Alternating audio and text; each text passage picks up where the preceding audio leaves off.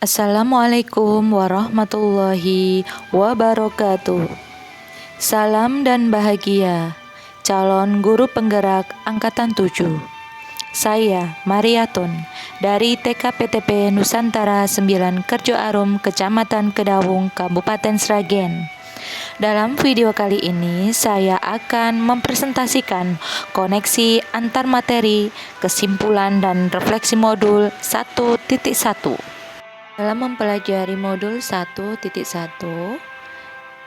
saya dihadapkan dengan tugas personal kerangka pembelajaran yang telah dikembangkan pada fase ruang kolaborasi, refleksi terbimbing, demonstrasi kontekstual, dan elaborasi pemahaman. Di dalam ruang diskusi, filosofi pemikiran Ki Hajar Dewantara, para peserta calon guru penggerak diajak oleh fasilitator untuk merefleksi hal-hal berkaitan dengan pemikiran Ki Hajar Dewantara. Ada beberapa yang disampaikan oleh para peserta calon guru penggerak di ruang diskusi.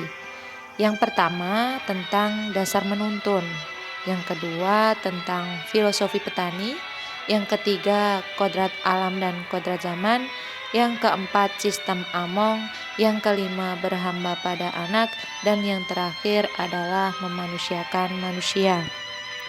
Di ruang kolaborasi, fasilitator membagi calon guru penggerak menjadi 3 kelompok, yang masing-masing kelompok akan membahas tentang kekuatan konteks sosiokultural yang ada di daerah sekitar.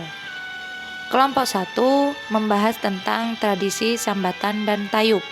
Kelompok 2 membahas tentang tradisi metil, dan yang kelompok 3 adalah membahas tradisi sedekah desa. Ketiga-tiganya harus memiliki dasar pendidikan, yaitu menuntun kodrat alam dan kodrat zaman. Tradisi yang diterapkan haruslah hal yang masih diterima di masyarakat, sehingga guru bertugas mengambil nilai-nilai positifnya, dan yang negatif perlu dihilangkan. Selanjutnya yakni di demonstrasi kontekstual.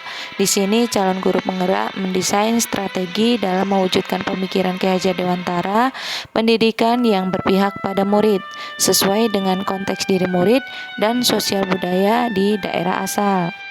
Yang selanjutnya adalah fase elaborasi pemahaman.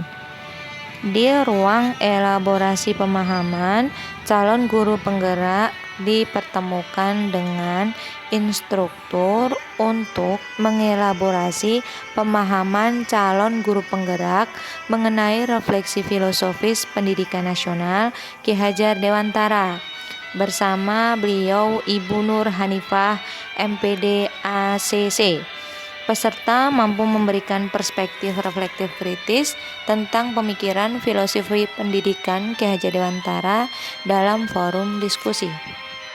Setelah calon guru penggerak mempelajari modul 1.1 dan menghadapi fase di ruang diskusi, ruang kolaborasi, ruang demonstrasi kontekstual, dan ruang elaborasi pemahaman, maka dapat disimpulkan bahwa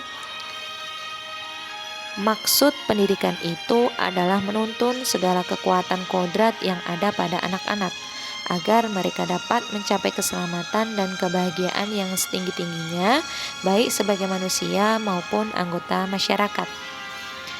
Kesimpulan yang kedua yaitu guru dan murid berkolaborasi untuk menginisiasi ataupun menciptakan kedalaman spiritual, intelektual, dan sosial untuk mencapai keselamatan dan kebahagiaan sebagai manusia. Dan kesimpulan yang terakhir yaitu siswa dan guru merdeka belajar yang berkolaborasi bersama menggali dan mengembangkan potensi siswa dan mengakomodasi karakteristik masing-masing untuk mewujudkan student well-being. Untuk refleksi dari pengetahuan dan pengalaman baru yang saya peroleh dalam modul ini dan perubahan diri yang saya alami dan akan saya praktekkan di sekolah dan di kelas, saya menjawab pertanyaan pemantik dalam membuat kesimpulan dan refleksi terhadap pemikiran-pemikiran Ki Hajar Dewantara. Pertanyaan pemantik yang pertama yaitu, apa yang Anda percaya tentang murid dan pembelajaran di kelas sebelum Anda mempelajari modul 1.1? Dan jawabannya adalah, saya percaya tentang murid dan pembelajaran di kelas sebelum saya mempelajari modul 1.1 yaitu murid terlihat pasif dan motivasi belajar rendah. Yang kedua, pembelajaran yang berpusat pada guru ataupun guru lebih banyak menggunakan metode ceramah.